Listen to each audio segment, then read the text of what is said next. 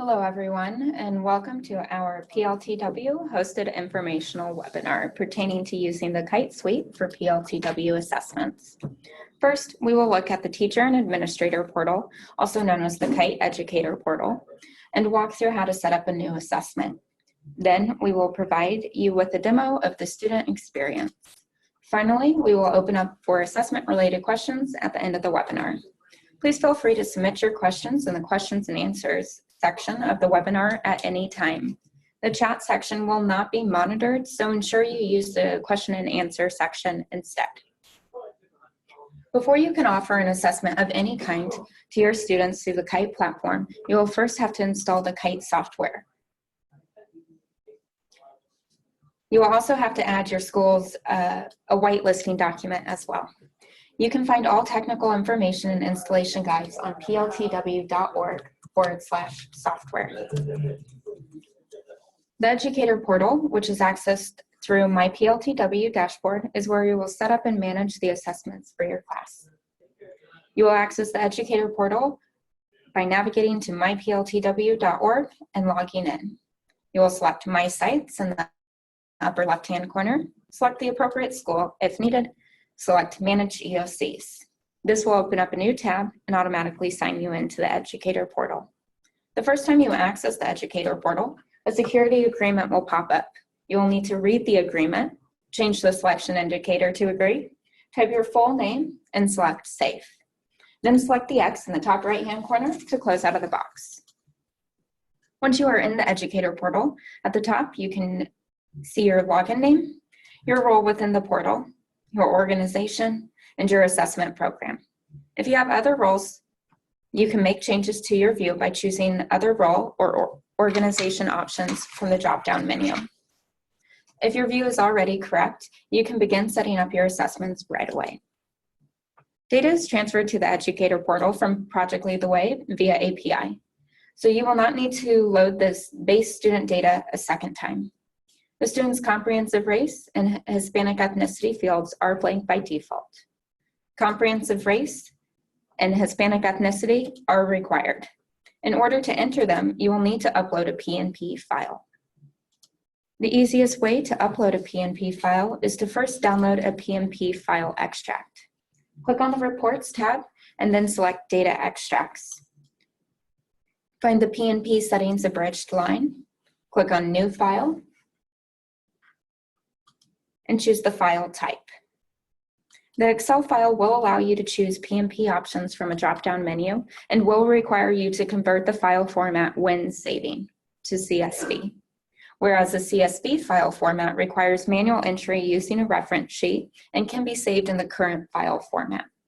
Ensure you check the box to include students with no PNP settings. The file column will change to the words "in queue." This indicates that the files are waiting to be processed. When the file begins processing, the file status will change to "in progress," and when the file is finished, the column will display either CSV or XLSX. When the file has finished downloading, you can click on the word to download the link. This is how the PNP XLSX extract looks like. You should review the student information in this document for accuracy. Please note that the student state ID that is displayed is converted into a new unique identifier and purposefully will not match the student's actual state ID. This has been done to protect potentially sensitive data. The state ID identifier is stored in our records to match each assessment back to the student, so they can be used for all student opportunities. If any other information does not appear to be correct, please make all edits in your class management section of your My PLTW account, and your changes will carry over to the Educator portal. Here are the drop-downs with valid PNP entries, and here are the columns for comprehensive race and Hispanic ethnicities, which is column K and column L, respectively. Make the changes and entries you need and save the file. Now that we have our file completed and ready to upload, we can begin generating our assessment. To do this, we will need to go under the Settings tab and then select Students.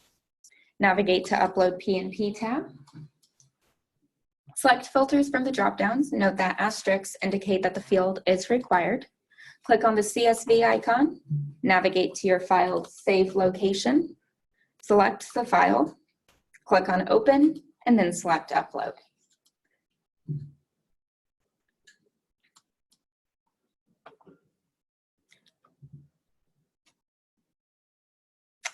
Let's see, to do this, we go under the table on the right will display the upload results showing how many were created / updated, how many were rejected, and any alerts. If a file is rejected or alerts are present, a CSV file will appear containing further information.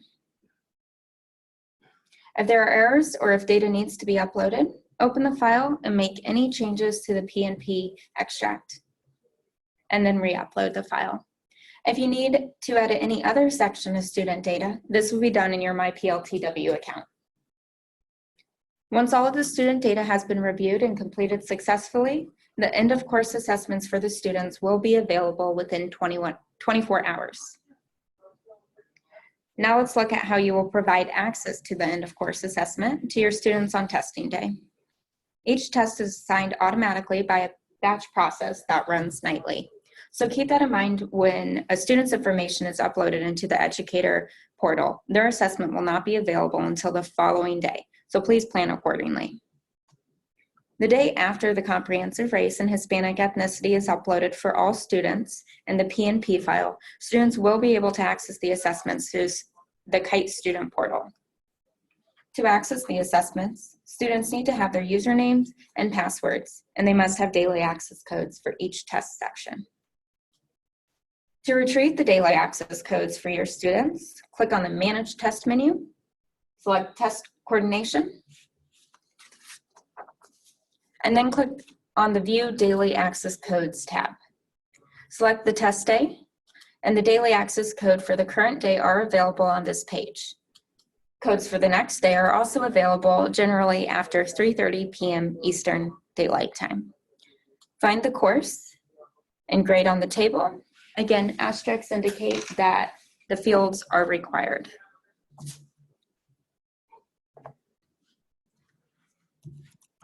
The daily access code is available in either column as a PDF or a CSV file. You may also select multiple courses and/or grades to print out multiple DACs at one time. Test tickets with student usernames and passwords are also available here. Alongside the test tickets are any test materials necessary. You can monitor your students' progress while taking an assessment. For end-of-year assessments, monitoring occurs under the Test Coordination menu. Under the View Test Session tab, select Filters and then select Search. Again, asterisks indicate the fields are required.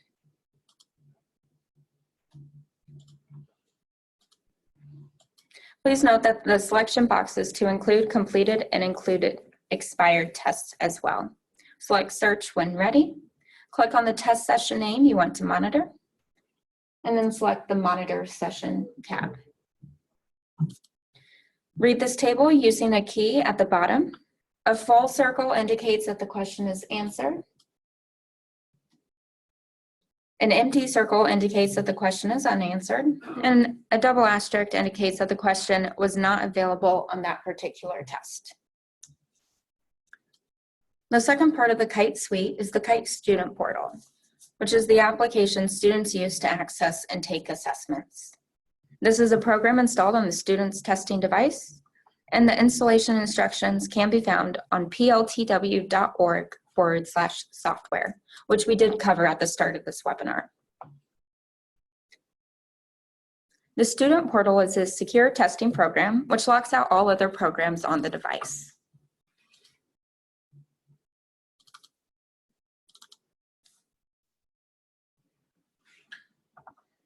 This is what the student's login page looks like. Here they enter their username and password, as displayed on their test tickets or from the downloaded extract. This is what the student should see when logging in. On the left is the menu of different courses, and on the right are available assessments for that course. It is possible for a student to have both end-of-course assessments and interim mini tests on this page. The student will click on the assessment they need to begin. It is at this point that they will be prompted to enter the daily access code provided by their teacher for end-of-course assessments.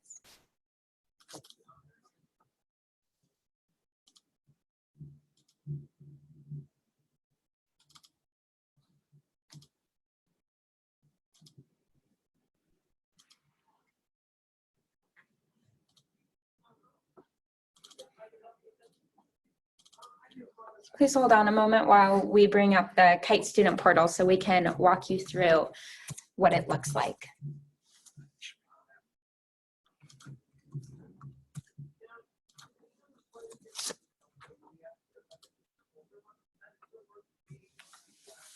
Okay, so this is, after the student logs in, this is the page that they will see. Again, on the left-hand side is any courses, and then in the middle, they will see any end-of-course assessments or interim mini tests that have been assigned to them. They can select on a test, and if it's an end-of-course assessment, they will be prompted for that daily access code. The students will be taken to an instruction screen, and they can choose to begin or go back. When clicking begin, they are taken to the first question of the assessment. Let's take a moment to look at the components on this page. The bar across the top tracks the student's progress. Each number represents a separate question. Sometimes there is one question per prompt, and sometimes there are multiple.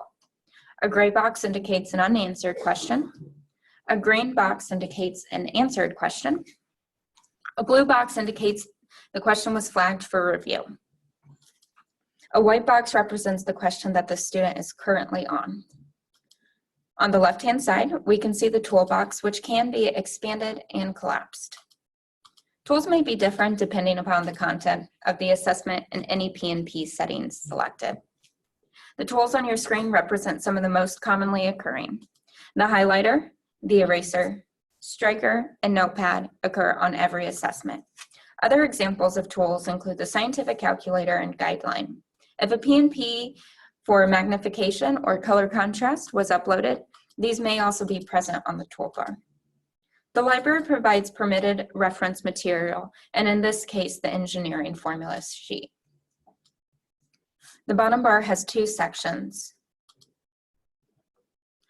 On the left, the student can choose the view. They can choose to have a passage only, to read the question only, or they can choose to view the passage and question together.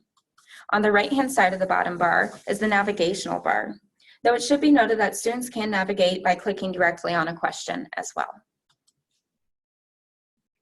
There is a back and a next navigation button. There is also a clear question option that will clear the current response. And lastly, there is a review/end button. Please note that if an emergency or drill arises during the end of course assessment, the students should stop working immediately and respond to the emergency as needed.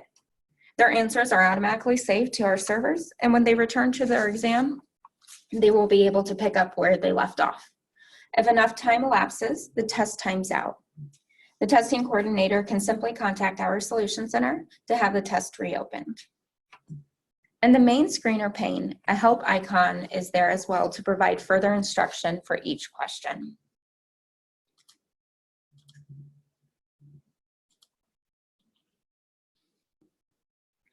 When the student is ready or after clicking the next on the last question, they are taken to the review/end screen.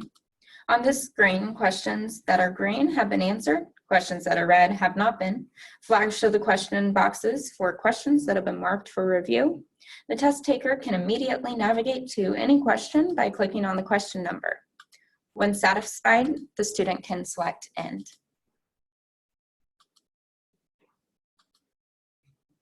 Then they are taken back to the home page where the student can choose another assessment if needed, or they can exit the student portal securely.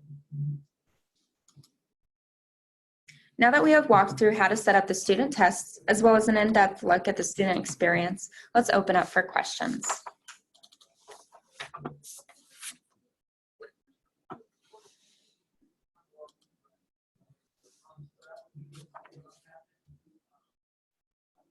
Thank you, Julie. My name is Sam, and I will be assisting with the questions.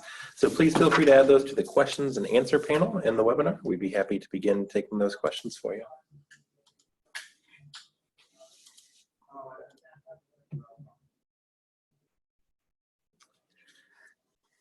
Yes, the process is documented. Within the Kite Educator portal, you can select the blue Help button, and we'll show you here in a moment. Then you can select User Manuals. And then here are a list of a variety of user manuals. All are very useful and contain important information.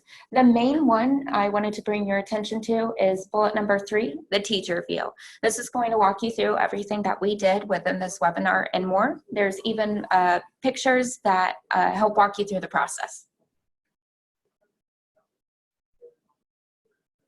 So how do you know if you've completed all the steps before taking the test? You can check this information within the Kite Educator portal, and there are a couple ways to do it, but the easiest way is going to the Reports tab, and then selecting Data Extracts, and then downloading the PLTW Testing Readiness document. That gives you the students' login credentials, the rostered courses, and PNP settings if they were uploaded for the student. And he's generating the file right now. So like you did earlier, you will select New File. You will select whether you want a CSV or an XLSX file, and then select OK, and then wait for the file to be downloaded. Once it's been downloaded, you can click directly on the link CSV to download the file and review it.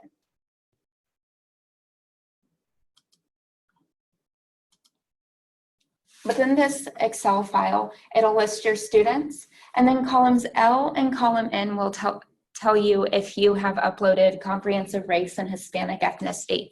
It will list a valid entry.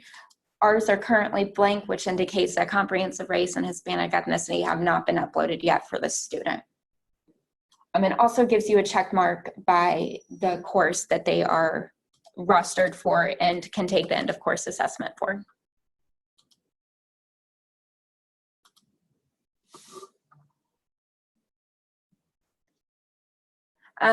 This presentation will not be ready directly after the webinar. We have other 2 webinars hosted, 2 or 3, and after we have done all of the webinars, then we will provide a video. So we do have, each webinar will be recorded and it can be available upon request. In addition to that, we're emailing a copy of the video to all registrants for the webinar. So you should receive a copy after this. And then in addition to that, we can get it to you on demand if you missed it for some reason. What is the key for comprehensive race is one of our questions here. So the key for comprehensive race will be a number. I believe it's 0 through 9, except for the number 3. Hispanic ethnicity is either a yes or a no. And you can actually get these from a chart in that teacher view. So if you navigate back to the user manuals and open up the teacher view guide, it's going to be on page 17 and is the start of that table.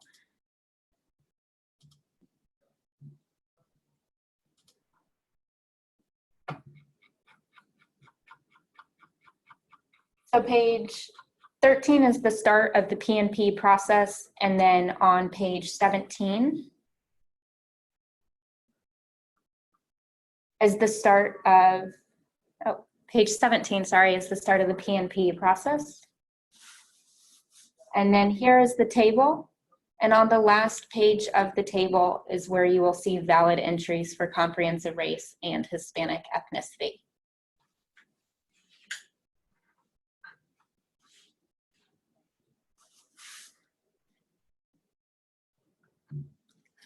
So how do I add unlimited extended time for a student when you've already uploaded a PNP file? So all of our tests are untimed this year. So if a student needs unlimited time, that's certainly fine. They can work to the allotted time that they're given.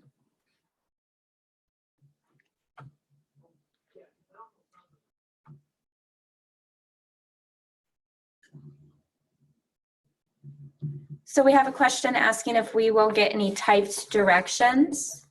Again, the typed instructions are going to be in the Kite Educator portal under Help And then user manuals. There's a variety of manuals here that walk you through a variety of processes and provides helpful information such as setting up your classroom. You can even print a page that says, do not disturb, we're testing for Project Lead the Way, that you can even print and hang on your door. Specifically, if you go to the end of course assessment administration manual, the instructions for the administration of both the demo test, the practice test that was walked through, as well as the administration of the end of course assessment are found within. A quick scroll through, you will find that the pages that are in a dark teal blue are the instruction pages.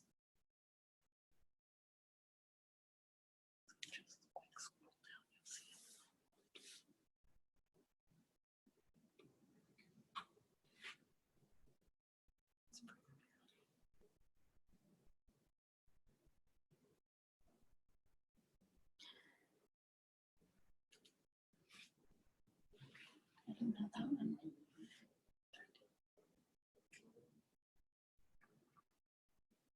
There you go.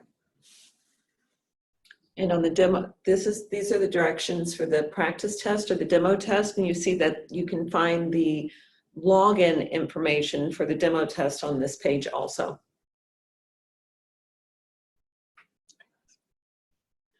We have a question. Do students automatically have access to the PLTW practice test, or do I have to assign that to them? Great question, and you will assign it. The interim test or informative testing for the practice tests, so to speak, that are set up for each end of course assessment are set up, managed, and assigned by the teacher. You can do that through the educator portal. However, hold on, the demo test does not have to be assigned. Students can just log in using that demo login to access that generic practice test.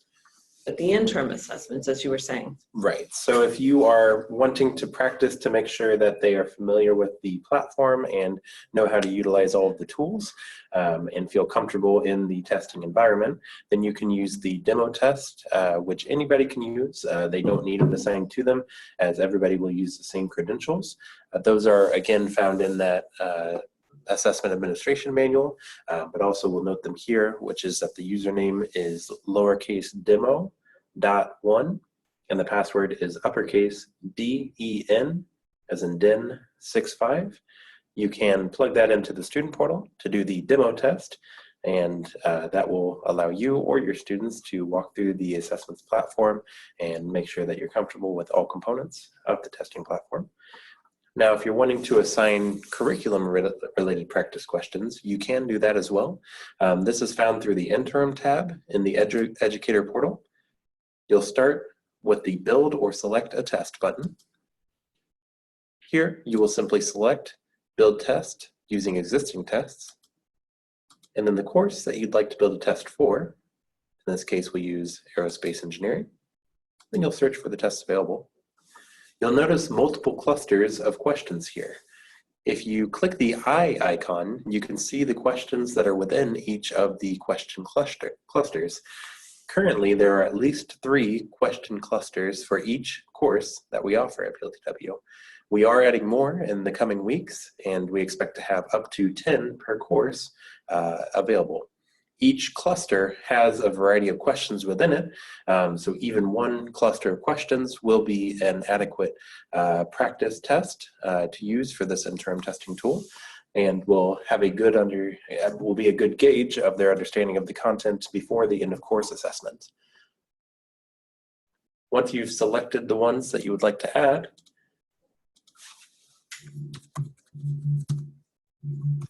you can give it a name and save it. And then on this page, you can select the group or students that you would like to assign the test to. Once you've assigned the test to those students, it then becomes available in their testing portal, and they can access it at any time. You can monitor it by going back to the interim tab and selecting My Tests, where you can assign and manage. And here you can see all the tests that you've already assigned, or ones that you've created and not yet assigned. Lastly, if you want to see how your students did on the interim practice test, then you can go to the View Results tab within the interim tab. On this page, you can see a test summary, an item report, as well as a report of that student to see how they did on that test and others. Great question. So then we also have another question asking if the students' usernames and passwords are the same as what they are for my PLTW. To ensure that you're giving your students the correct usernames and passwords, you can retrieve those through the Kite Educator portal. There are a variety of ways that you can retrieve the usernames and passwords, such as under the Manage Test tab. And then when you viewed the daily access codes, you could also retrieve your usernames and passwords from here, as stated earlier in this walkthrough.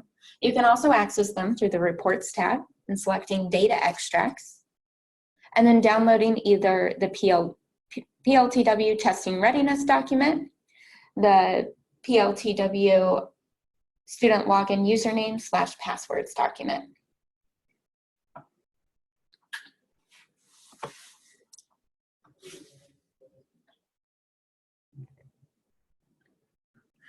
We have a question, can the test be taken over multiple days? Yes, it absolutely can. It is broken into 2 sections. Each section is designed to be around 40 minutes long and is 25 questions. Between those 2 sections, they can easily be broken into 2 separate days of testing. We also have another question asking, can only test coordinators upload the files, or can teachers upload them as well? Program coordinators, site coordinators, or teachers can upload the PNP file extract. Teachers can only upload it for their course. Site coordinators can upload it for any teacher at their site. And then program coordinators can upload that document for anybody, any teacher at any of the sites registered in our system under the district. We also have a similar question to, can the test be broken up over multiple days, which is, can the students take both sections in one day? Yes, absolutely. We add the flexibility to offer both 40-minute sections at once in one sitting with a break in between, or stretched over multiple days, whatever works best for your school schedule.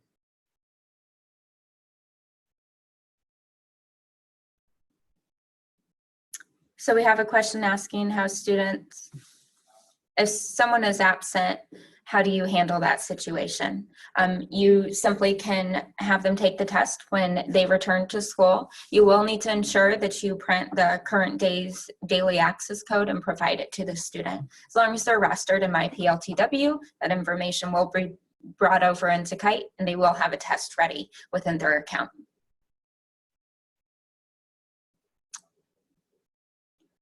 We have a question, how do I remove students that recently dropped the course? You'll log into your My PLTW account, navigate to the roster, and drop the student. You will still see them listed in Kite. Simply don't upload the PNP file with comprehensive race and Hispanic ethnicity for that student only, and there will not be a test for them.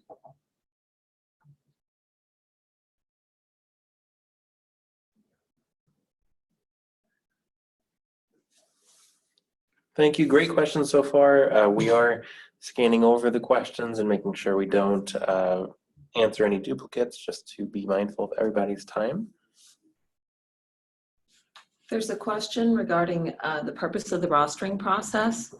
This, quite honestly, is to make sure that we have the race and ethnicity information as well as the accommodations information. The race and ethnicity information, we are working to make it possible to upload that at the beginning of the year when you do your initial rostering. Unfortunately, we were unable to get that working for this year, so we have it as part of this rostering process. But it will always, the rostering process is going to continue to be important in the future because of the accommodations your students may need. Thank you very much, Cynthia. We have another question that states, when setting up the calendar, do you have to set up a calendar entry per school grade level, or does one entry include all of the grade levels enrolled in a course? So I believe this is referring to our projected testing section in the Manage Tests area or tab. This is an optional area that you can upload your testing into so that we are aware of testing demands during the various times of year and can better prepare for them if needed. You can upload it all at once or by grade level. That being said, it is again optional, so you don't need to upload this to be able to test.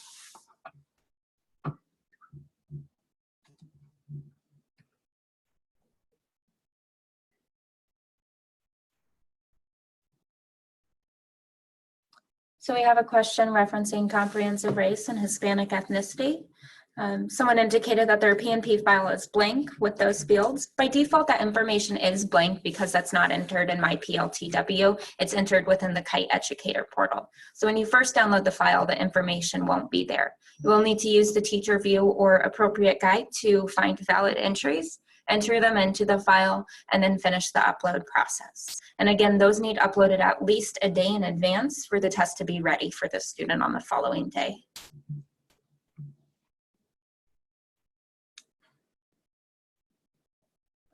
So we have a question asking, how is this graded and how do we retrieve grades? So grades, raw scores can actually be retrieved through your MyPLTW account within the roster. We won't have a final grade for the students until after all end of course assessments have been completed. And we will do an official standard setting process this summer once testing closes. And the standard setting process is similar as to what's used for state assessments. And once final scores are released, it will not be a stay-9 this year. We are using a scale score, just like ACT and SAT also use a scale score. One uses a 2-digit, one uses a 3- and 4-digit. We will be using a 3-digit scale score, but once scores are available at the end of the summer, they will be made, actual reports will be made available for you to download for your students. Thank you. And We have a question, what is this test like? How many numbers of questions there are, how many parts, sections, and the time allotted? so there's roughly 25 questions per section. Every course does have a part 1 and a part 2. Again, these tests are untimed, and roughly 25 questions per section, variety of question types for each. So we have a question, what is the support desk phone number, just in case? Well, our Solution Center can be contacted by email at any time at solutioncenter@pltw.org. And our phone number, we are 24 hours now. This is a recent change. Our phone number is 877-335-7589. And again, 24-hour support, someone you can call in at any time.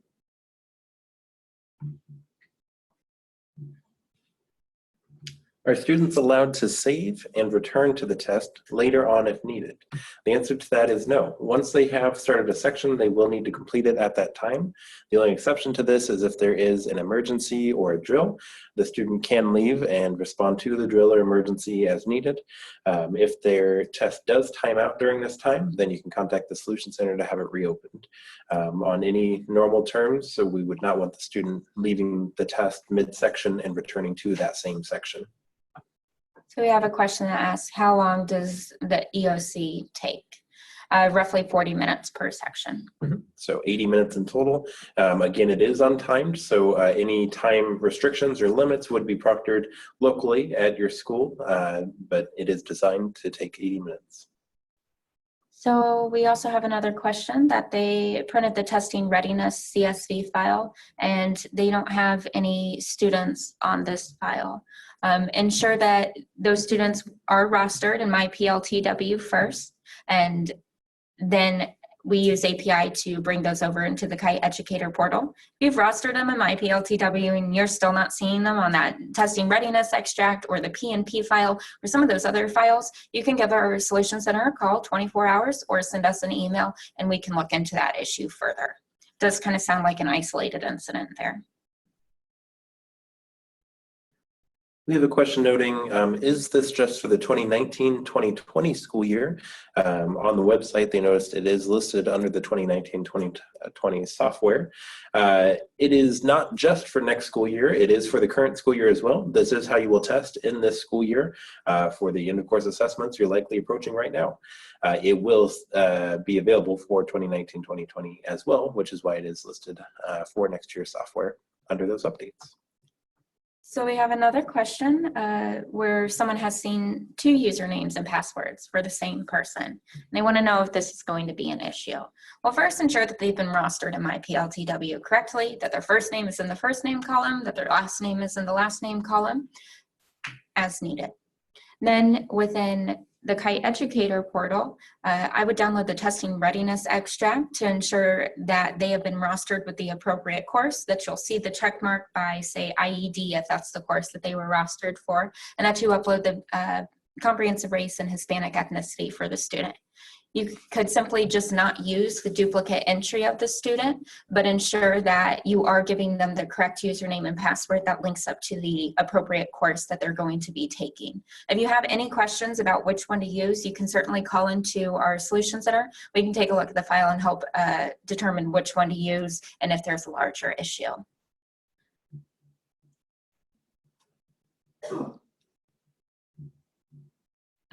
We have a question asking if they can opt out of the end of course assessment. The end of course assessments are required. It is in the terms and conditions that the district signed when they added Project Lead the Way. I believe it's section 9 of it that references student end of course assessments.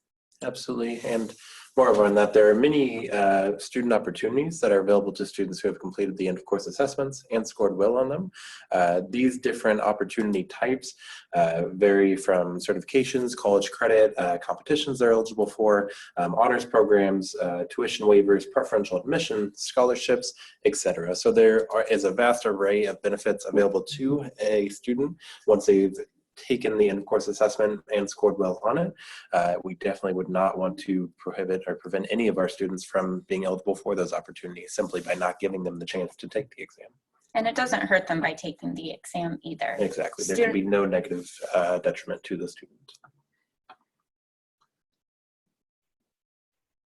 So we have a question asking if there will be questions to measure teamwork and what the structure of those questions would look like.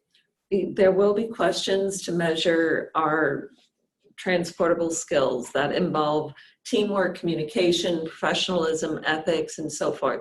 The questions, what will they look like? They will look like the other items, only they will not measure content per se. So you could have multiple choice items, multiple select items, could be drag and drop, it could be fill in the blank. We've got all multiple item types on this year's assessment. Which is why we have moved to this new platform. But yeah, it's going to be broad. So we have a question asking what the demo login credentials are. So again, the username for the demo is D as in dog, E, M as in Mary, O, and then a period, and the number 1. Again, the username is all lowercase. The password is all capitalized, and the password is D as in dog, E, and as in Nancy, the number 6, the number 5.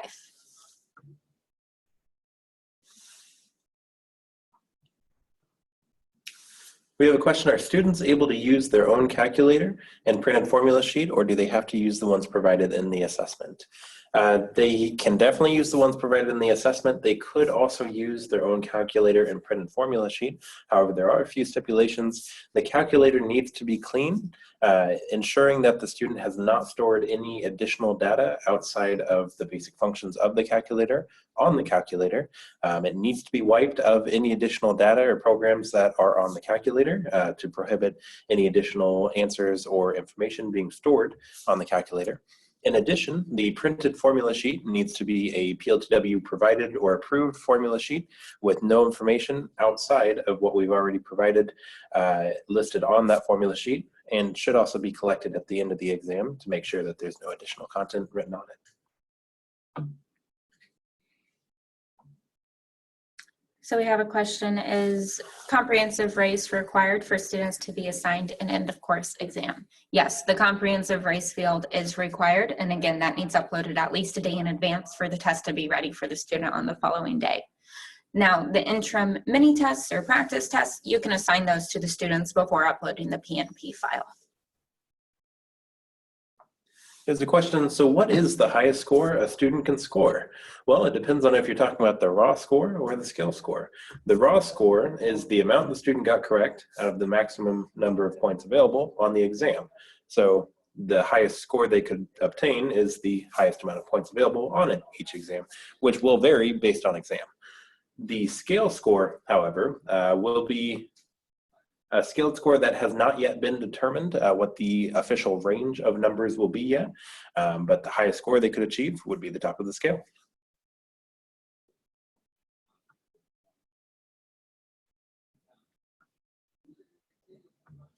So we have a question regarding the software installation, and they want to know if the software for the educator portal is the same as the software for the Kite student portal. So just to clarify, staff at the school, administration at the school, adults at the school that are going to be accessing the Kite educator portal are going to be accessing it through their MyPLTW account.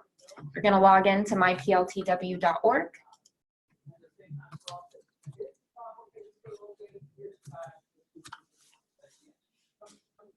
Once on the MyPLTW homepage, they'll select My Sites in the top left-hand corner. And then if needed, select on the appropriate school. And then they'll select the Manage EoCs button. It will appear here in a moment. And that's what automatically logs them into the Kite Educator portal. No additional credentials are going to be needed for them to log into the Educator portal. Now for the Kite student portal, so what the students are going to be using to be accessing the demo tests, accessing those practice mini tests, and actually accessing the end of course assessment, is going to be through software that your IT department has downloaded on the devices that the students will be using. This software does need to be downloaded from Project Lead the Way software page. Your school might already use Kite software for other testing within the school, and if that's the case, do note that our software has been tailored specifically to PLTW, so you will need to ensure that you go to pltw.org/software and install the appropriate documents or the appropriate software on the students' devices for the end of course assessment. Thank you so much. We have a clarifying question asking, so was it 25 total questions per exam or per section? That is per section, so there would be 50 total questions on the exam, and that is that can vary based on exam. It will be around 50 per total exam, and some questions may have multiple parts or components to them.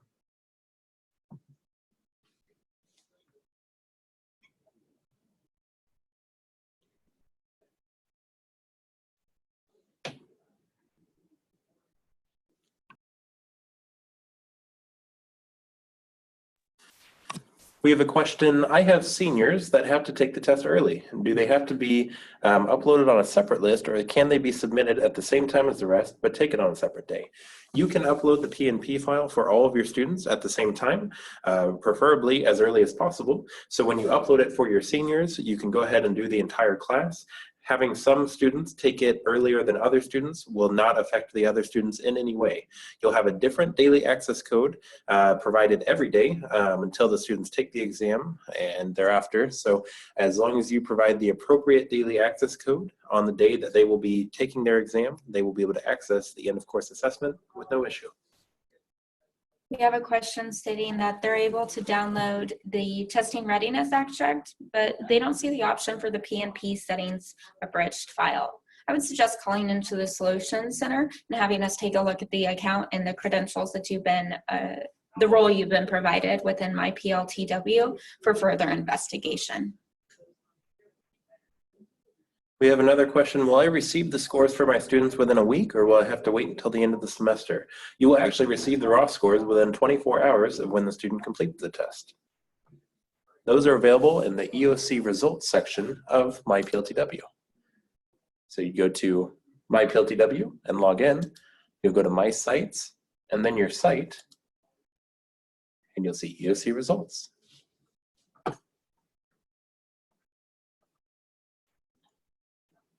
There's a question, do any questions require hearing? I have one student with severe hearing impairment. Thanks. I don't believe there are any questions at this time that require a student to be able to use audio for the testing examination. Everything should be text-based or graphic-based. And while we are exploring the idea of using audio in our assessments, we understand that audio isn't necessarily an option for all students. So in those cases, a text would be available for the students to read what's going on. Wonderful. So we have a question asking about scores and when they'll be available. So let's just clarify that raw scores are going to be available within 24 hours after the student taking the test. Program coordinators, site coordinators, or teachers can retrieve this through their MyPLTW account. Now, the final score that the student gets, that will be provided at the end of the summer, roughly around then, once all end of course assessments have been completed and we're able to come up with a high and low for those scores.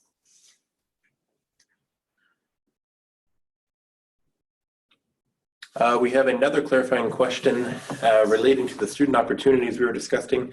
Can you define what it takes for a student to score well on the exam? In the past, the student opportunities, generally speaking, required at least a 4. That was on a scale or state 9, 1 to 9.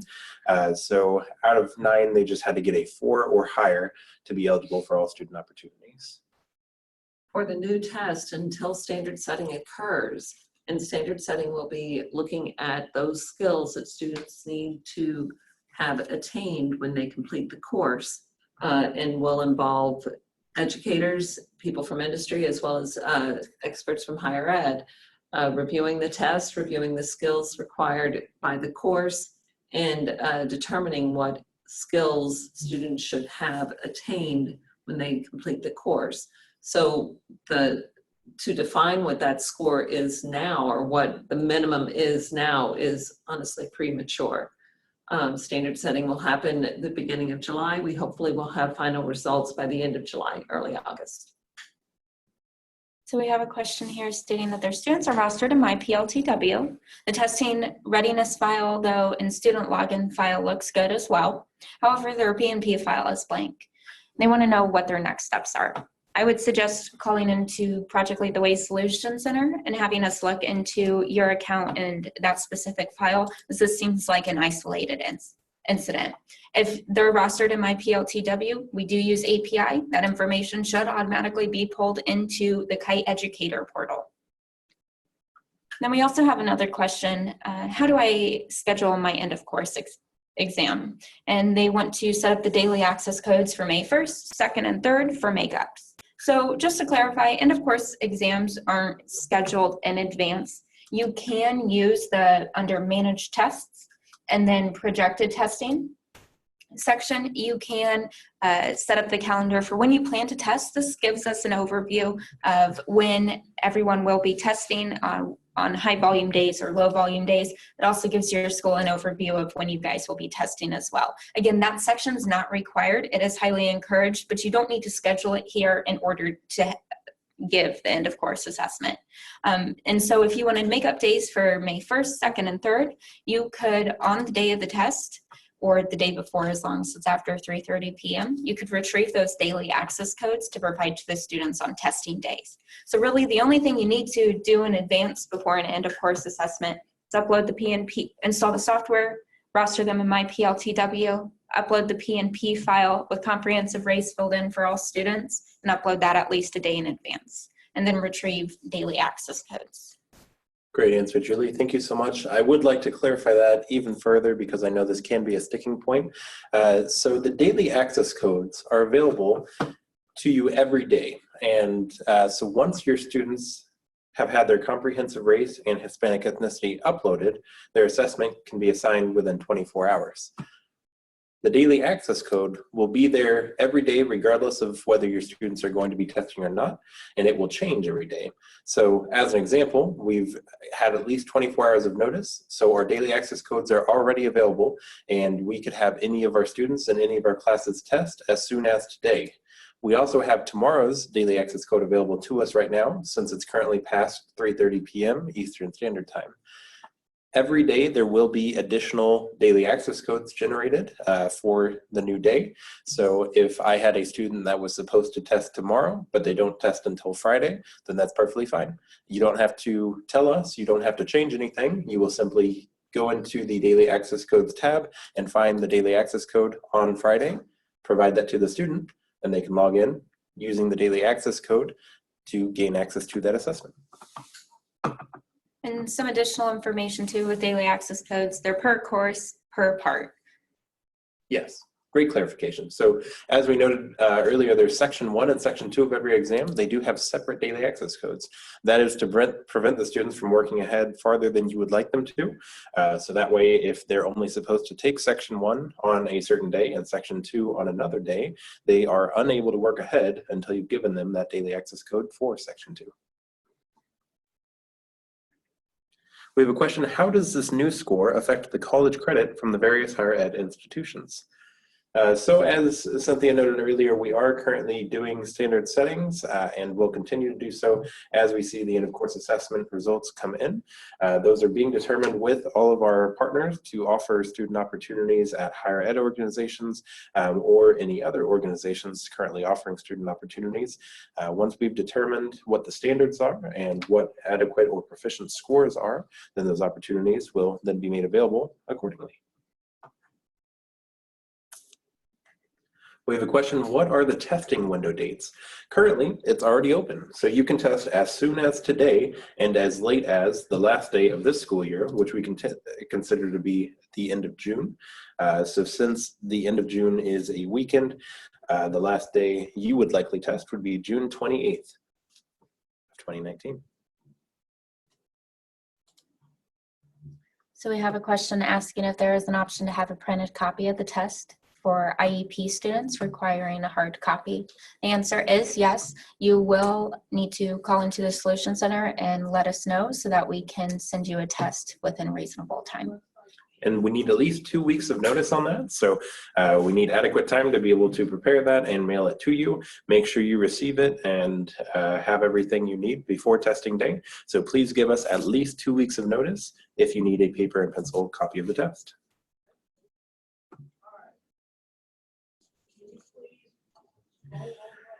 There's a question of, will the CSP exam have parts where the students need to code or just be able to read code?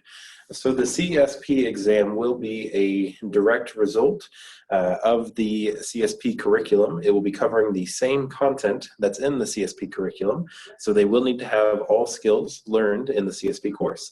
They will not, generally speaking, be writing any codes or programs within the assessment itself. They definitely need to have an understanding on how to read any code that was covered within the content. My best recommendation on how to gauge what type of questions will be on the end of course assessment would be to use the interim practice tests that are available. There are many question clusters, and you can see the questions and answers that are within each of those question clusters. Those will give you a very good understanding of what type of content is going to be on the end of course assessment. Although none of the questions are going to be identical to what's on the end of course assessment, they are closely aligned and will cover the exact same content. So we have another question here. They have a visually impaired student who may need more time than the allotted 90 minutes. Do we need to break this down to one section per day or over 2 days is the question. And that's entirely up to you. One section should be done over 1 day. You can't take one section over multiple days. So whatever works for the student and for the school.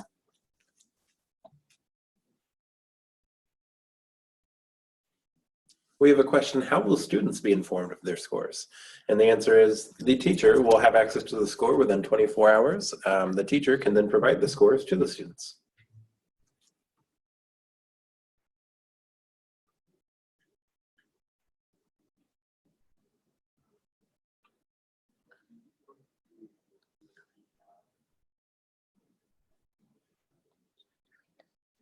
So we have a question here asking, should I delete the students from the PNP file or just leave their information blank?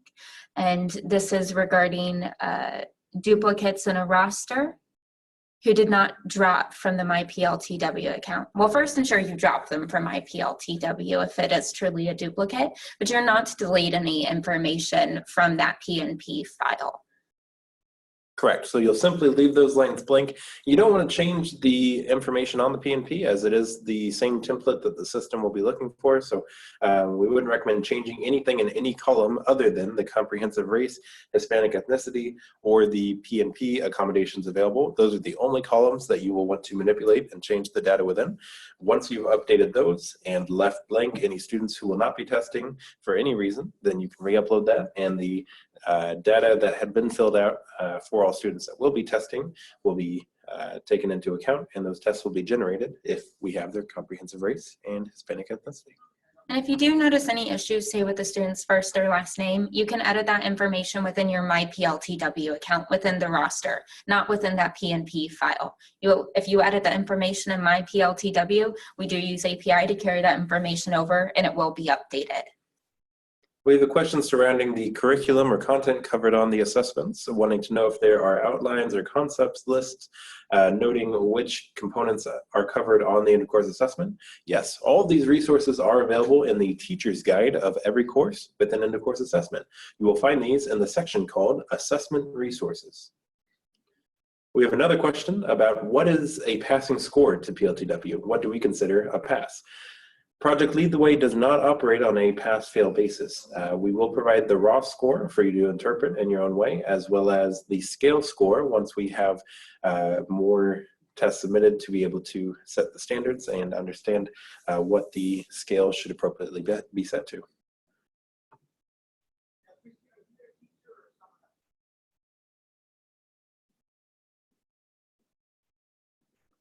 There's a question on interim or practice tests. Do these students get instant scores?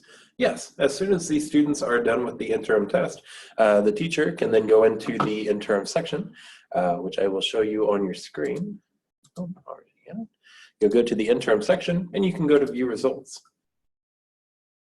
Here, you can see the test summary, item report, and student report to see the questions and answers that your students submitted. It will show you their score, how many they got correct, and which specific ones they got correct, so that you can then coach them and teach them the components they did not have a strong understanding of a little better.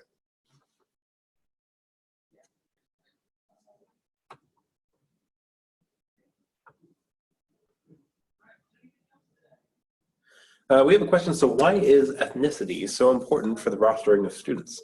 Like all of the data we collect for the testing or any other student purpose, we are collecting this information to continually try to improve on our tests and processes. We definitely want to check for any unintended bias or any other reason why our test would not be fair to all. So we want to account for all comprehensive races and ethnicities and make sure that it is the best possible exam for each. In addition to that, your option for Hispanic ethnicity specifically, as you noted, will be just a yes or no if they have Hispanic ethnicity, or you can leave it blank to leave it unspecified. We received a comment that says, I just downloaded the XLSX file for PNP and it's blank. This could be a result of a few things that we'll go through for everyone's benefit, but ultimately I would recommend you contact the Solution Center so we can work with you directly and make sure that you find the PNP file you're looking for. But my first guesses or instincts would be either that you do not currently have a student roster or class set up in MyPLTW, and you would need to make sure that that is set up first, as that is where our information is pulled to create the classes and how those classes will be created within Kite. Secondarily, as you are pulling that data extract or PNP file, you'll want to make sure that you hit this checkbox right here that says include students with no PNP settings. That is going to be all of your students by default, because until you input the PNP settings, they will not have PNP settings. So if you generate it without hitting this checkbox, and it's the first time you've generated, then it will almost always be blank. Good clarification there, Sam. Thank you.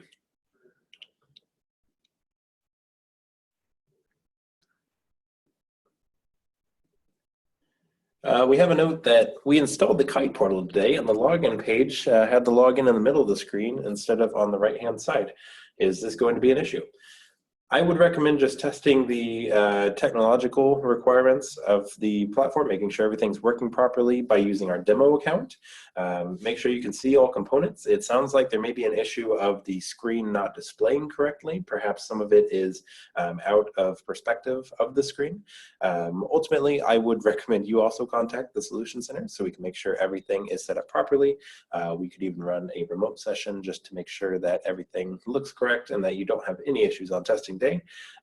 But ultimately, it may or may not be an issue. We'd love to dig deeper into it for you to determine if it is. Do we want to show them that? So we have a question here. How do I add a student manually when I already uploaded the entire PNP file quite a while ago?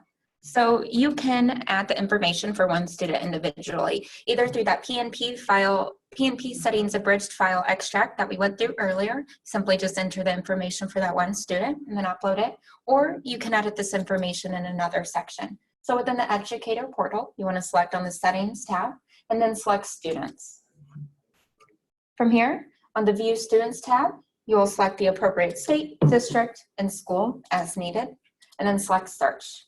This will give you a result of the students. You can simply scroll to the far right-hand side, select No Settings on the appropriate student, select Edit Settings, click the blue X in the top right-hand corner, click Edit in blue again, and those first steps are required in order to see that blue edit appear. Then from this page, this is where you can edit the comprehensive race and Hispanic ethnicity for that specific student. Again, remember that that student state ID has been changed to protect potentially sensitive data, so that won't match up to the actual student state ID that you entered into MyPLTW. And then you can select Save Changes in the bottom right-hand corner to save any changes. And secondarily, even if you have, as she noted, you can use the data extract and PNP file.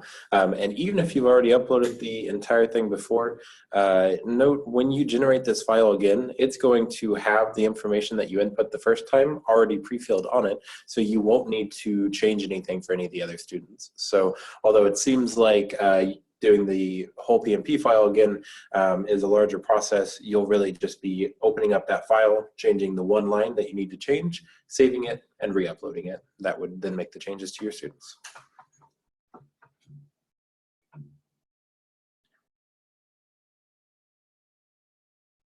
There's a question, are students able to use Control+ and Control- to zoom in and out on images on questions? By default, and generally speaking, no, the PLTW Kite portal will lock out all other programs and hotkeys and tools on the computer to prevent them accessing any other type of information or manipulating it in any way. It's not intended to be used. That being said, there are magnification tools already built into the Kite platform, so they can zoom in and out of the questions or images using the magnification tools provided. I believe it goes all the way up to 5 times the original size, so there should not be any issue of it not being large enough. There's a question, is this test timed by the teacher or by the PLTW server? We do not time it on our end. It is not going to kick your students out after 80 minutes or 90 minutes. Any time administered or limited for the exam will be proctored locally by the teacher or proctor. So if you're setting a time limit, then you will do that at your school.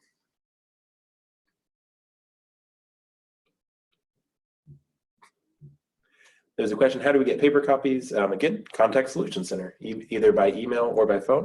And then once you have contacted us with at least 2 weeks of notice, we can get those paper copies out to you. There's a question I missed at the beginning. Can you please start over? Unfortunately, we can't start over, but this webinar is being recorded, so we'd be happy to get you that recording out to you so that you can watch that on your own time.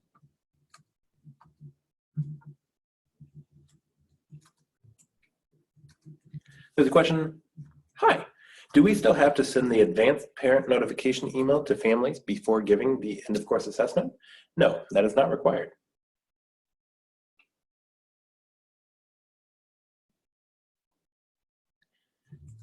Will students see their score on the end of course assessment immediately after submitting their test? No, it does take up to 24 hours. Oftentimes it is quicker than that, but it can take up to 24 hours for all students within the class. A question of how do students access the Kite portal? Great question. You or your IT department needs to install it onto their computers or accounts first before they'll be able to access it. You will get the installer or installation files from pltw.org/software, which is the PLTW software page. On this page, you'll scroll down until you see the end of course assessment installation guides. We have installation guides for Windows, Mac, iPads, and Chromebooks. The end-of-course assessment can be taken on any of those platforms. In addition to installing the Kite Student Testing Suite, you will also need to whitelist and approve it through the firewall so that they can access all components of the Kite platform. Once you or your IT department have properly installed and whitelisted the software, they will simply launch it from their desktop to open it and will input the username and passwords that you provide.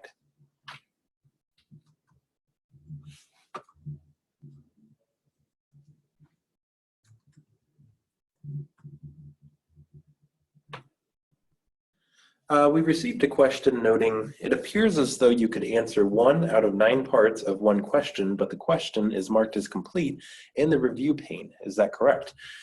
So to further illustrate their point, is it noting a question as complete if they've completed any portion of it, or do they have to complete all of it before it would be marked as complete?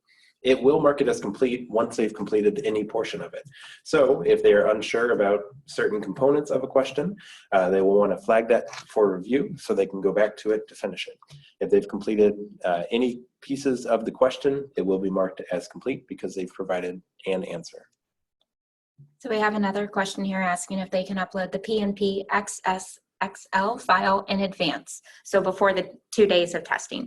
The answer is yes, and that is required to be uploaded at least 24 hours in advance with the comprehensive race filled out and other fields filled out as needed.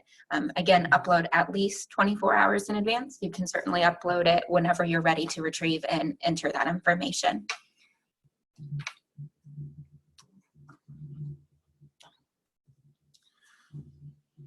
We have a question, do students have to answer all questions?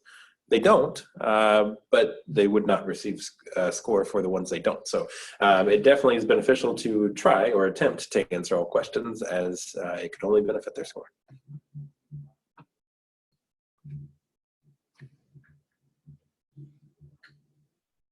Great questions so far. Please do keep them coming. We've received over 200 so far. We've gotten through a little over half of them. So many great questions.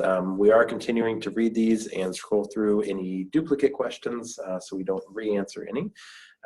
Please do keep them coming. So we have a question here stating that our computers already have the Kite software installed for our state assessments. Do we need to reinstall the Kite software? The answer is yes. So Kite has software available that you're currently using for testing purposes, which is fine. However, the software available on Project Lead the Way's website has been tailored specifically to Project Lead the Way. So you will need to ensure that you go to pltw.org/software and install the Kite software from our website. And that is for the student portal. We have a question that says, IEP, extra time, how? The answer is our tests are untimed by default. Therefore, if a student's IEP requires extra time, you do not need to make any additional accommodations on our end. You can administer that locally.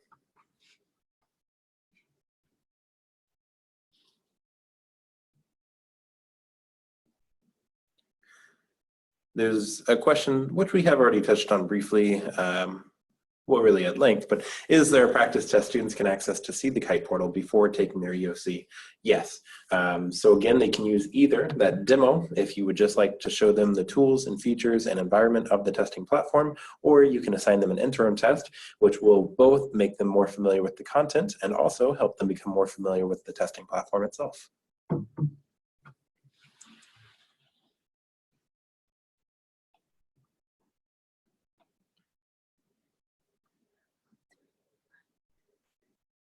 So we have a question here. We are testing in the fall. Can I just have you all add 3 to 5 of the students that are new to this semester? So the students will be rostered in my PLTW first, and then we use the API to pull that information over into the Kite Educator portal. If you have additional students come into the course, you simply roster them in my PLTW, and that information for the students will be pulled over into the Kite Educator portal. There's a question, how far in advance of my test date can I register for my students' tests? The answer is the sooner the better. You need to do it at least 24 hours before the students will test, but there's no detriment to doing it sooner. You can do it today and it will not expire, so you'll have through the end of the school year to actually test your students. We would recommend getting that PNP file uploaded as soon as you are available to do so. Has that been built out?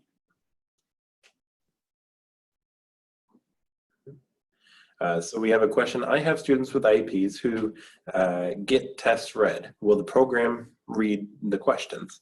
Yes, so we have text-to-speech options available. At this time, the student will need a headset as to not bother any other students within their surroundings. But yes, it will read them the questions and the answer options so that they can select the best option based on their accommodation or IEP. So we have a question here. Students in the same class will take the test on different days. How should this be handled? So you'll need to download a new daily access code for the students testing on a different day for that respective day and part of the test that they're taking. And that's it. Similar question to what we answered. Is the read aloud function available for the spring 2019 testing window? Yes, it is.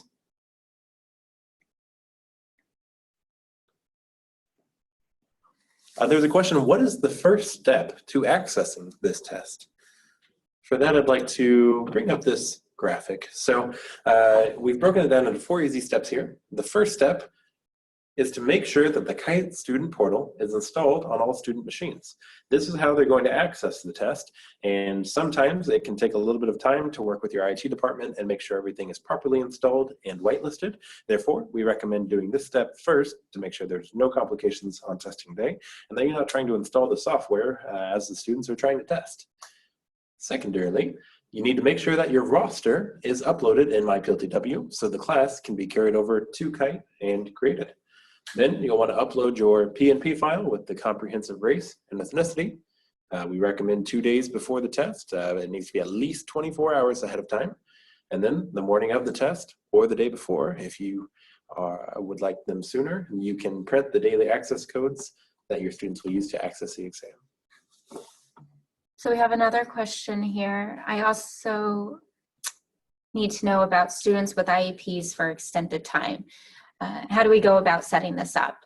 And will they be allotted extra time? So just to clarify, you don't need to set anything up. Our tests are untimed this time, so make the appropriate accommodations at the school to allow for the extra time for that student. Again, one part needs to be taken within 1 day, so you can't take a part over multiple days. We also have another question here regarding rosterings not carrying over into the Kite Educator portal. So this sounds like an isolated incident. I would recommend calling into our Solution Center. Again, they are 24 hours now. You can either call or email in and a representative can help you because that information should be automatically pulled over into the Kite Educator portal. The other portion of that is if you're downloading that PNP extract file, ensure that you're checking the box, include students with no PNP settings. As stated earlier, students will automatically not have any PNP settings when they're originally carried over. So we have a question here asking for comprehensive race, there isn't an option. Should the code be 0? So 0 for comprehensive race is unspecified, but within the teacher review and some of the other guides, there is a table found on page 17 that does list valid entries for that PNP file. And on the final page of that table, it lists valid entries for comprehensive race and Hispanic ethnicity.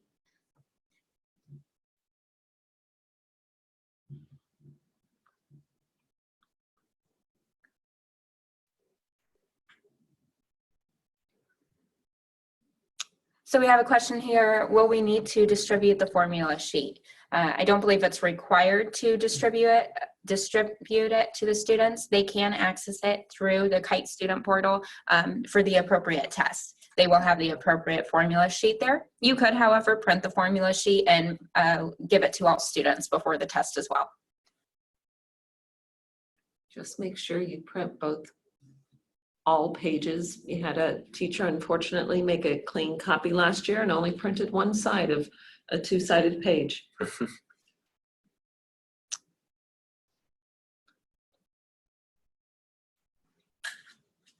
We have a question here saying that their school is on a semester block. And when they upload the PNP file, do we enter/upload just those students taking this test this semester, or do we upload everyone for both semester 1 and semester 2? And the second part to that question, we have attempted this process at least 3 times. The file keeps failing. Any suggestions? So for the first part, it's actually up to you if you upload all the students now or later. You roster them in my PLTW first. I would make sure to roster them into 2 separate sections though, just for convenience when managing your students, such as resetting passwords, dropping them, or other changes as needed. And then it will pull them into Kite. Now the second part is when you upload the PNP settings and comprehensive race and Hispanic ethnicity for the student, it's up to you if you upload all that information for both semester 1 and 2 then, or do semester 1 now and semester 2 later. It's really personal preference and what's easiest for you. And then the second part of that question was the file keeps failing. Well, first, let's ensure that you're reading that file type correctly. We've had several calls here with how the errors display. It's not necessarily intuitive on what that line is reading. So we're going to bring it up on our side here and show you how to read that upload. So if you go to the settings tab and then select upload PNP, this are the results of uploading the file. You'll see that 2 have failed, and the one that we're pointing to right now is what this is stating is that completed, there have been 3 records that were created and uploaded successfully. Rejected, 0, and alerts are 0. So just to clarify, the number is representing the words that come before it, not the other way around. So we have 3 that were uploaded and created successfully, 0 that were rejected, and 0 alerts. And that is a good question. I'm glad that someone put that in for clarification because we have received several calls about that. We have a question. Will the students need a daily access code to use the interim tests? No. The daily access codes are exclusively for the end of course assessment. As soon as you assign an interim test to a student, they're able to then take it at any time. Can a student resume a section on the following day? No. Sections are closed. They will need to complete the section in one sitting. However, the test is broken into 2 sections, so they could complete 1 section on each day.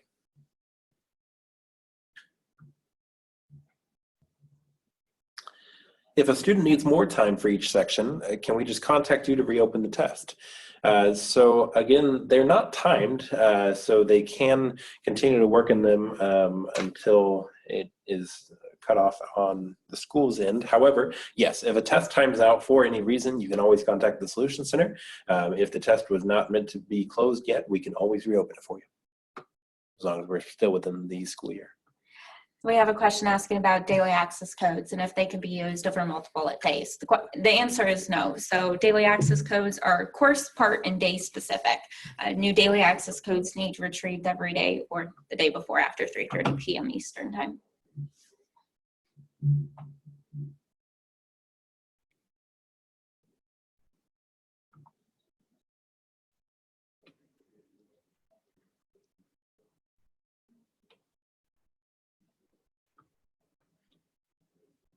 So we have a question here, is comprehensive race and Hispanic ethnicity mandatory to upload?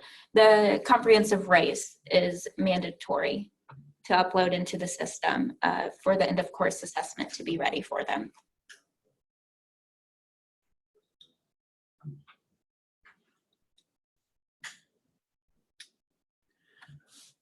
We have a question asking, could we please go over everything again on what students see when they're on their screen as they log into Kite to take the practice test, demo test, and end of course assessment.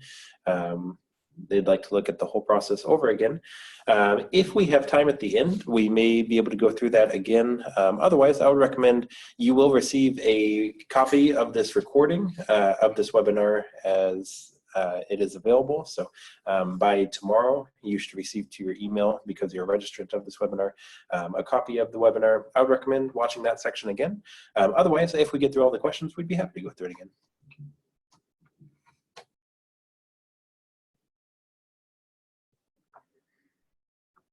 On that note, it looks like we've received about 260 questions so far, about 100 we haven't read through yet. Continuing to skip the duplicates, but keep them coming if you have any questions that we haven't answered already. We would love to answer those for you.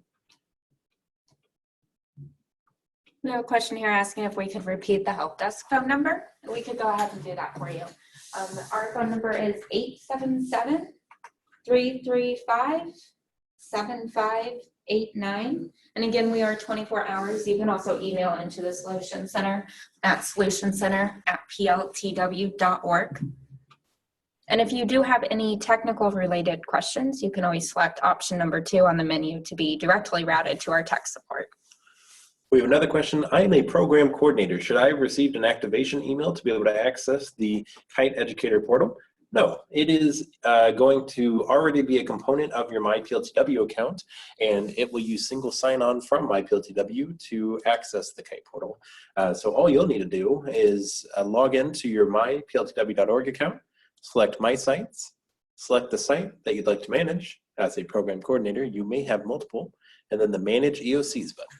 This will automatically log you in to the Kite portal. You will not need to do anything else or use any other login screens or verification emails. Is the Kite Educator portal a website? Yes, it is. It is not additional software that you need to install. It is a website that can be accessed through that Manage EoC section. You will notice in the URL bar, it will redirect you to the Educator portal for Kite. There will be no way to log into this directly. You will access it through your MyPLTW account every time. So we also have multiple questions regarding the Solution Center contact information. You can also go to our public website, pltw.org, select the About Us section, and then scroll to the bottom and select Contact Us. And we do list our phone number, email address, and address there as well.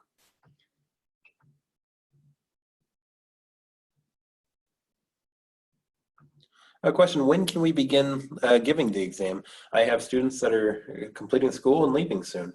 You can begin offering it as soon as you upload the PNP file with comprehensive rates for all of your students. Well, once you do that, you'll have the test available within 24 hours, and then you can do it as soon as you would like to. It is open already. It's been open since last fall, so you should be able to get that uploaded and have your students test as soon as they're ready to do so. We have a question. We don't use the MyPLTW site very often with any of our students, so they don't know their usernames and passwords. Is there another way students will be able to retrieve their scores? So the scores will be available to the teachers, but no, for all access to the site, the students will need their usernames and passwords. That is, again, how they access all of the curriculum. So we would definitely recommend resetting those and making sure that all students know their username and password so they can access all curriculum, both in class and on their own time to study for the end of course assessment or for general learning. So we definitely recommend getting that set up, but then ultimately you will provide the scores to them. You will receive both the raw scores and the scale scores. And if you have any questions about rostering students within MyPLTW, you can certainly reach out to our 24-hour Solution Center. We'd be happy to walk you through that process.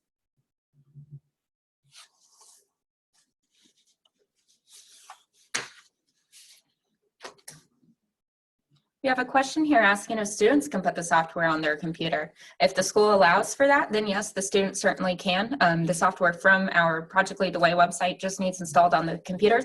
It's up to you how your school goes about that. Mm-hmm. And you likely will still need to involve your IT for whitelisting. Whitelisting refers to which sites are blocked or not blocked by your school's content filter. In short, which websites the students can access.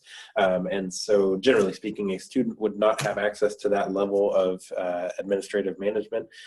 So you will need to work with your IT team to make sure that the students have all Kite components whitelisted, even if the student is able to install the program themselves. Question, can the Kite student software be used on an iPad? Yes, it can. And on our software page, you can find the installation guide for iPads with step-by-step instructions, including screenshots on how to install it for an iPad. We have another question here asking if all questions are multiple choice. The question type varies for each question.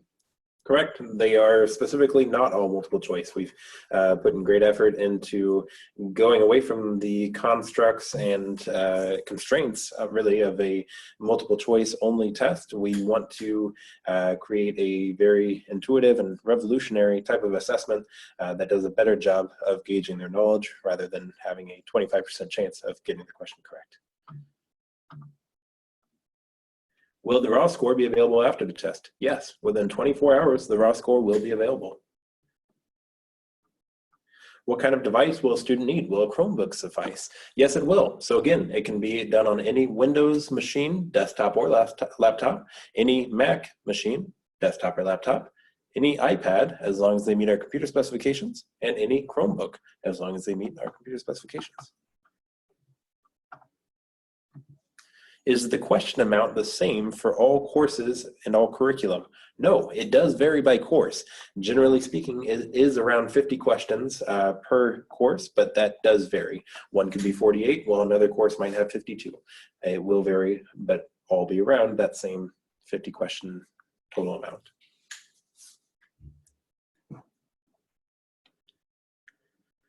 There's a question, is there support for Linux, specifically Ubuntu, for the Kite software? No, there is not. It will specifically need to be Windows, Mac, iPads, or Chromebook. We've made this platform available for all major operating systems. It is not available for Linux at this time.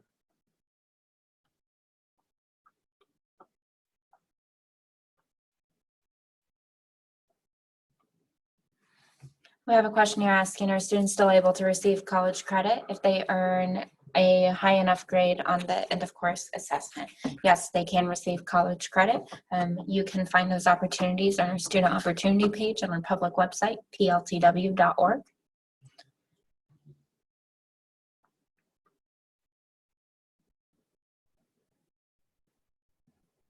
So we have a question here stating that they only see two options within their MyPLTW account: roster students and manage EoC, not EoC results. This could be two things. You don't have a credit for a course, a high school course that has an end of course assessment. The test hasn't been taken, or you don't have the appropriate role.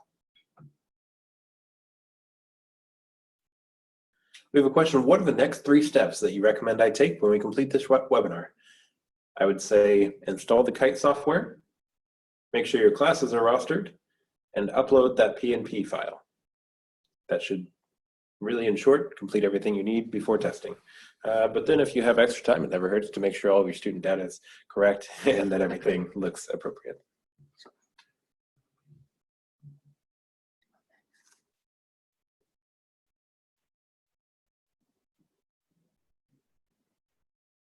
Great questions so far. Please do keep them coming. Where is the demo located? So you can find that in the manuals, the assessment manuals. The credentials were noted earlier in written format in this questions panel, as well as verbally. Again, they are demo.1 and uppercase DEN65 to access that demo exam. There's a question, does your grading include those schools that are on the 10-point scale? Our grading is our own raw score and then our own scale score once that's produced, so it will have no influence by your school specific grading scale.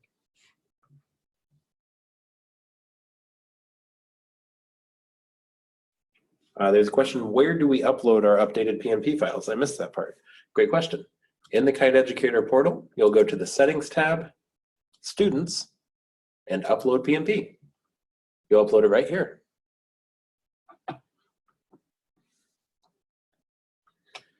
There's a question, what are the disadvantages for students with IEPs taking the end of course assessment on a paper test?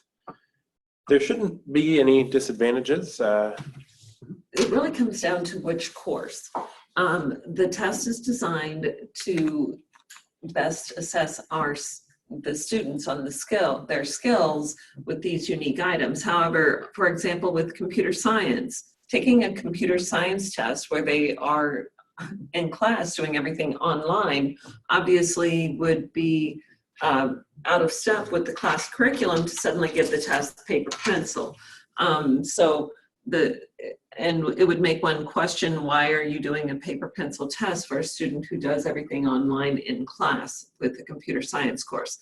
With that stated, if the IEP calls for it, obviously we will support that. Because we will support that, we will provide a test if necessary. But the test platform is engaging for the students. We've received much positive feedback from the students on these new item types, and we want the best. We want the best score for your students. So we support. We believe that this is the best platform.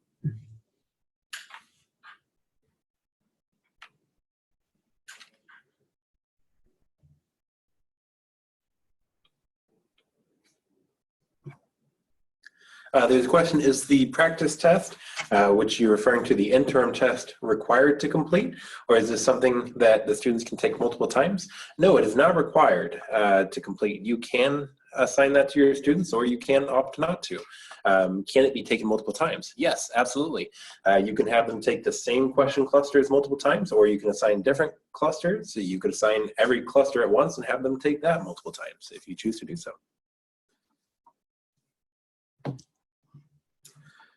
There's a question, will the question and answer be available in the follow-up for this session?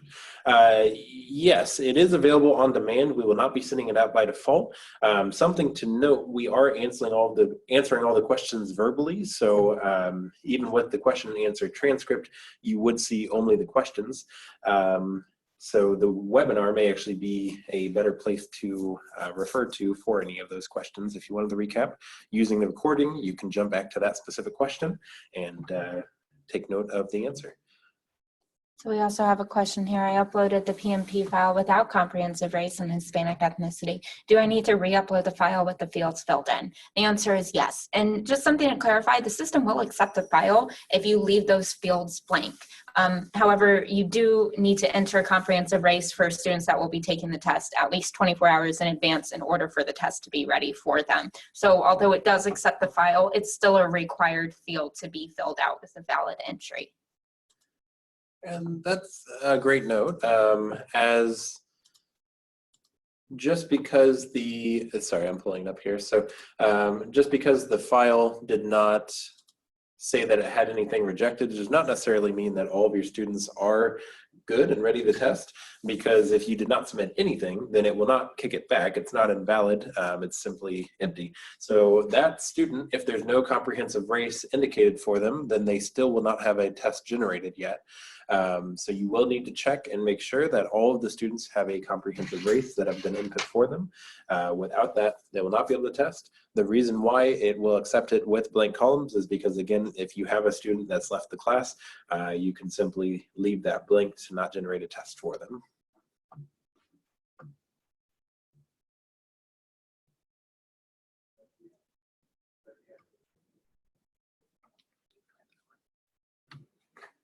So we have a question here asking, is magnification available by default for all students, or those with IEP student settings will need their requested magnification? And it's not available to all students by default. You will need to indicate that within the PNP file. And as noted earlier, I believe there's 5 different levels of magnification that you can select from. So we have a question, another question regarding PMP files. Can I create this PMP thing if students are not dropped yet? Or do I have to wait for my school to confirm the drop? You can still generate the PNP file and upload the information as needed.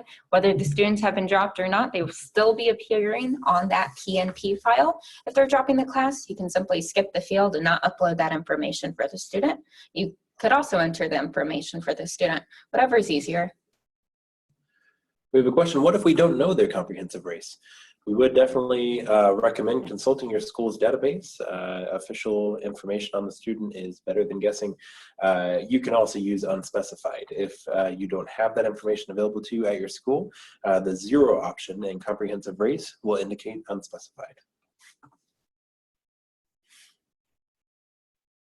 We have a question asking if we can create a special username and passwords, or are they all pre-assigned? They are all pre-assigned with usernames and passwords.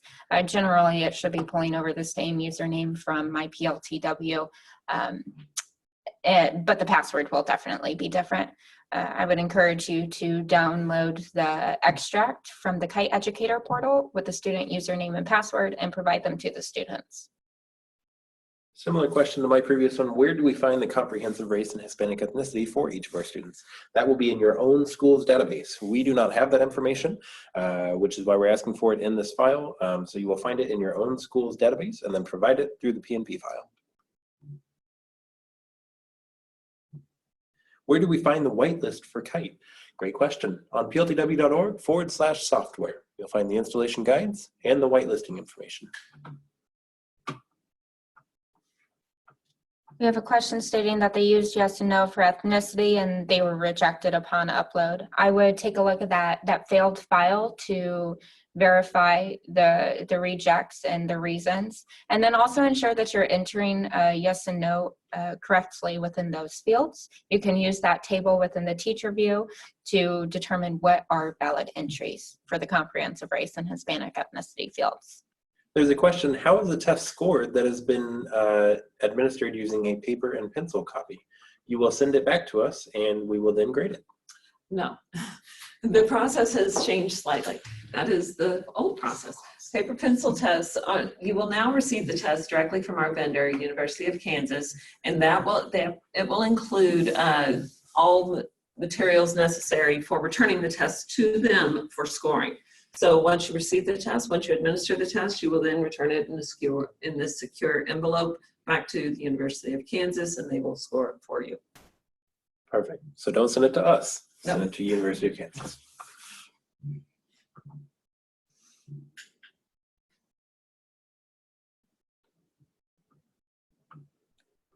Seeing a lot of questions asking for us to walk through processes again, such as editing and uploading the PNP file. As we are nearing the end of the webinar on time and still have a number of remaining questions, I would recommend once you receive the recording of this webinar, which you should receive by tomorrow morning, then you can navigate back to that section and rewatch it. If you continue to have any questions after watching it again, then please do contact the Solutions Center. We'd be happy to walk you through the process with your own class and make sure everything's set up properly. There was one question that I saw come through. It was asking whether or not translation was available on this assessment. Unfortunately, not this year. We are hoping to have at least a Spanish translation in place for the test for the 1920 school year. That is what is on our roadmap. But for this year, no. Unfortunately, a Spanish translation option is not available. Thank you, Cynthia. We received a question saying, I missed the initial definitions. Can you quickly recap the following? What is a PNP? That stands for the Personal Needs Profile. And then the second question is, what are all of the PNP items? The items that we're looking for you to complete on the Personal Needs Profile, or PNP file, are the columns for comprehensive race, Hispanic ethnicity, and any accommodations that the student needs based on their personal needs profile. So we have a question regarding rostering in the MyPLTW website. As a teacher, I do not have permission to roster the students in PLTW. Does this mean I cannot set up the end of course exam for my students? So to clarify, end of course exams are only for high school, the high school pathways. A program coordinator or site coordinator in a MyPLTW account must upload that roster into the system. Once it's been uploaded into the system, a teacher can add or remove students, but that is sent to the program coordinator and site coordinator for the ultimate approval on the add or drop of students. Now, in the Kite Educator portal, that information is automatically pulled over into it. And then regarding the PNP file that you upload with comprehensive race, Hispanic ethnicity, and personal needs settings such as magnification or color contrast, you as a teacher can upload that information for your class that you have rostered in MyPLTW. Your site coordinator could also update that information for you or for anyone else at the school, any other teachers at the school. And then the program coordinator can upload that information for any teacher within their district that's been registered in our system. Thank you, Julie. There's a question pertaining to how many interim tests can be made. The answer to that is as many as you would like. I'm sure there is a technical limitation at some point, but we haven't hit it yet, so feel free.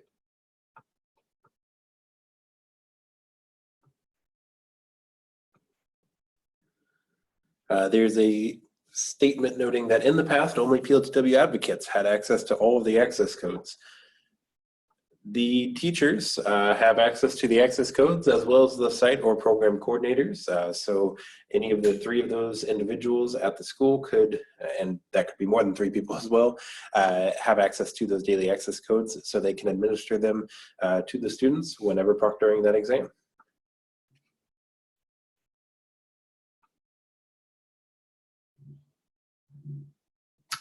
I see there's a second half to that statement, which we would then send to other teachers. Will this be the same system, or can all PLTW teachers access the same access codes? Teachers will only be able to access the daily access codes for their own classes. So if a different teacher is proctoring your class, then you would need to provide them with the daily access code or work through the site or program coordinator who has access to everything under their site or district.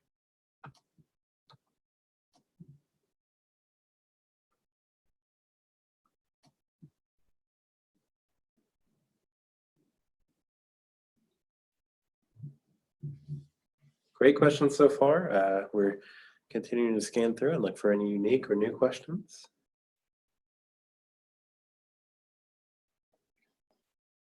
There's a question about color blindness and whether or not it will be an issue on the test. We have worked diligently to look for that, to check for that. That's part of the universal design process in which we follow. So no, it should not be an issue on this assessment.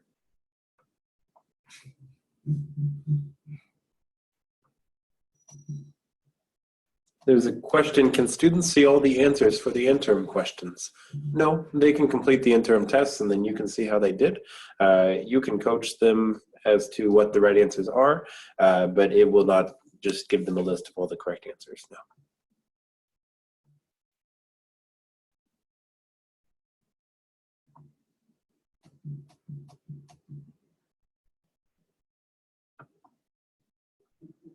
There's a question that's asking, they think they may be unable to complete the test, even a single section, in any amount of time that their class could allow based on an IEP for unlimited extended time. If that's the case, and for some reason the section times out because it needed to be stretched over multiple days because the school could not allocate enough time for the student to complete it, then you can always contact the Solution Center. We'd be happy to reopen it so the student can continue testing.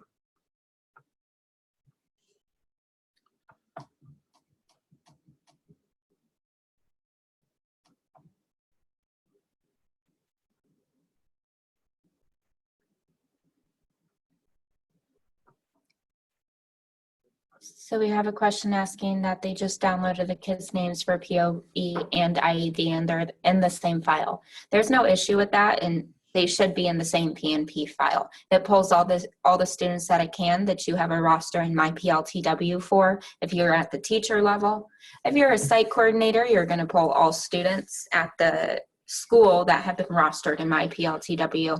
If you're a program coordinator, your PNP file will include all students within the district that have been rostered in MyPLTW. There's a question saying, you noted that the daily access codes are only available as early as after 3:30 p.m. the afternoon before. I assume that means Eastern time. Yes, that's correct. That's an Eastern time. Is there a way to set the availability of daily access codes to be sooner than that in the day for our school? And no, it will be 3:30 p.m. Eastern Standard Time across the board. That being said, those are for the next day's daily access codes. You'll always have the daily access codes for the current day available all 24 hours of that day. So you will have access to the codes the day that you're testing. Those will always be available, and then you can plan ahead after 3:30 p.m. Eastern Standard Time if you'd like to. So there should never be an instance where you will be looking to test and not have the daily access codes. So we have a question regarding college credit. Will the students receive it if they score high enough? If it meets the college's guidelines to receive a credit, then yes, they will receive college credit. There's a question, do students use any of the software that we use during the year on the end of course assessment? An example being Autodesk Inventor. No, they will not use the actual software they used in the activities during the assessment. The questions will be about the content that they learned, but not testing their ability to use the additional software.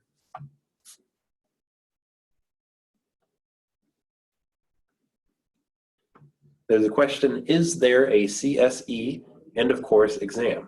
I see an EoC for Intro to Computer Science. Yes, there is a CSE end of course exam.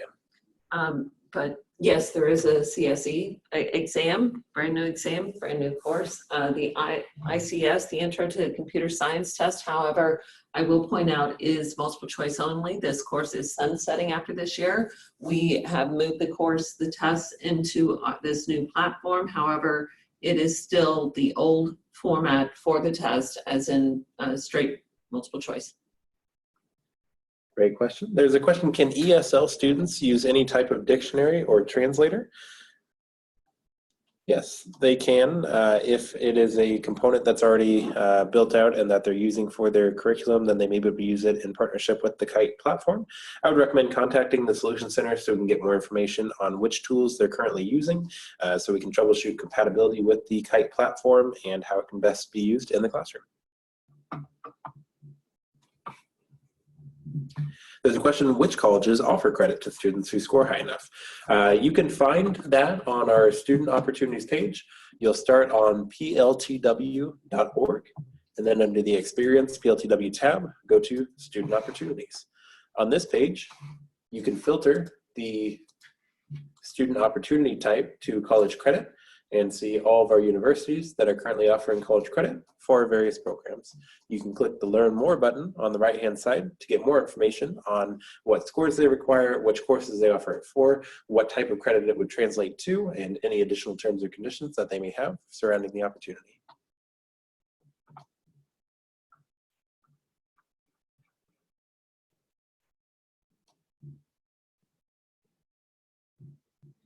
And then it looks like we're nearing the end of the questions. So if you have any last minute questions, please do feel free to send those our way. The only last one I see is another question asking for clarification on who can access the daily access codes. Again, that can be the teacher, the site coordinator, or the program coordinator. They will all have access.